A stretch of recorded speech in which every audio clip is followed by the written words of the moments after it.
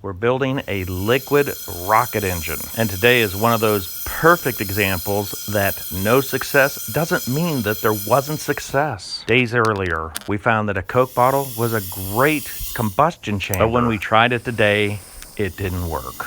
And it's easy to say because it didn't work this time. Well, it was a failure. Well, without failures, there is no success. The entire goal here is to get fire into the combustion chamber.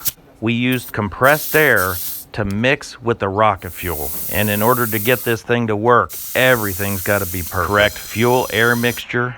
And once you've got good combustion, you need a good combustion chamber to take advantage of the fire. The fire's got to be in the combustion chamber. That's what gives you the thrust. We were using a Coke bottle because you can actually see what goes on inside the bottle.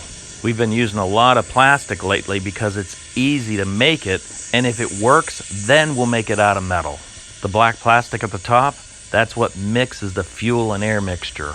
Now the Coke bottle acts as a combustion chamber, and that's what takes the fuel mixture and makes it work. So when we saw the Coke bottle working, we wanted to try a little piece of PVC, a little thinner tube, but we could not repeat what we had a couple days ago. Now that doesn't mean just give up. It makes you think. What worked, what didn't work. Repeatability is extremely important. Now, because we're able to start getting thrust in the combustion chamber, we added this spring so we could actually see how much thrust we're actually getting. Now, we've got a lot of documentation, every failure, every success, and we do a lot of research on what other people have done. Liquid rocket engines have been around a long time, and just by experimenting, we're learning a lot.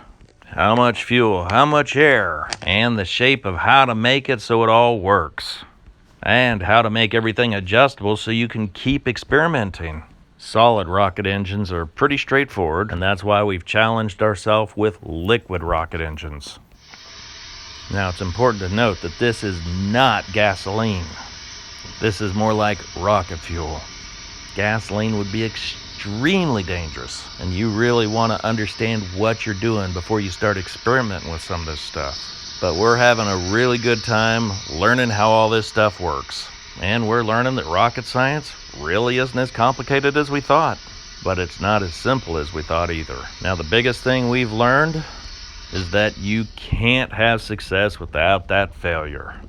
And just because we didn't get everything to work today doesn't mean it was a complete bust. See, as soon as you give up, you really are done. Well, I hope you found some of this stuff at least entertaining, and we'll keep trying until something works. Until then, we'll keep on learning. Now, if you're watching this and you have ideas on how to make this work better, please leave it in the comments below. Not a day goes by that we don't learn something new. Well, I appreciate your time and thanks for watching.